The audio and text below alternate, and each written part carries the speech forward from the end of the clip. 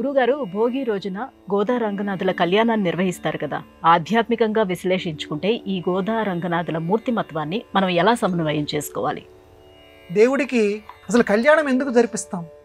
ఎందుకనంటే ఈ తిరుప్పావై ఈ ధనుర్మాసంలో ప్రత్యేకంగా చదువుతూ ఆ గోదాదేవి ఆ రంగనాథుణ్ణి సేవ చేసింది అని మనం చెప్పుకుంటాం. ఆ రంగనాథుడికి గోదాదేవికి ఈరోజు కళ్యాణం జరిపించడంలో వాళ్ళిద్దరి కళ్యాణం ఎప్పుడో అయిపోయింది. కానీ ప్రతి సంవత్సరం భోగి రోజే ఎందుకు జరిపిస్తుంటామంటే, భోగము అని అంటే ప్రత్యేకంగా ఇక్కడ అర్థం మనం ఏం చెప్పుకోవాలంటే సుఖము. వాళ్ళిద్దరికీ కళ్యాణం జరిపించి మనం లౌకిక సుఖాన్ని పొందటం కోసం కళ్యాణం జరిపిస్తాం.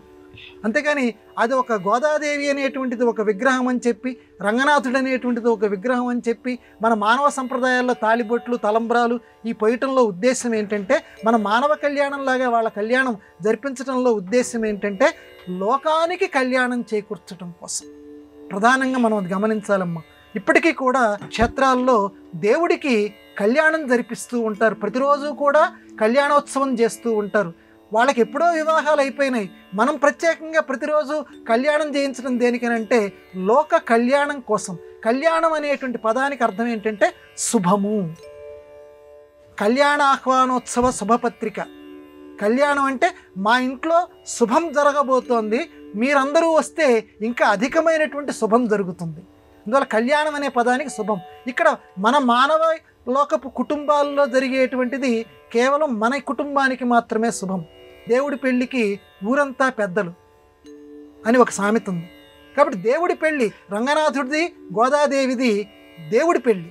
ఆ దేవుడి పెళ్ళికి ఊరంతా పెద్దలు అందరం తలా ఒకటి ఏదో ఒకటి సేవ చేయాలి. చేసి ఆ కళ్యాణం జరిపిస్తూ ఉంటే మనకి మన కుటుంబాలకి లోకంలో ఉన్న ప్రతి ఒక్కరికి కూడా కళ్యాణం జరుగుతుంది, శుభం జరుగుతుంది. అంతేగాని వాళ్ళకి కళ్యాణం జరిపించినందువల్ల మనకి వాళ్ళకి ప్రత్యేకంగా ఒరిగేటువంటిది ఏమీ లేదు.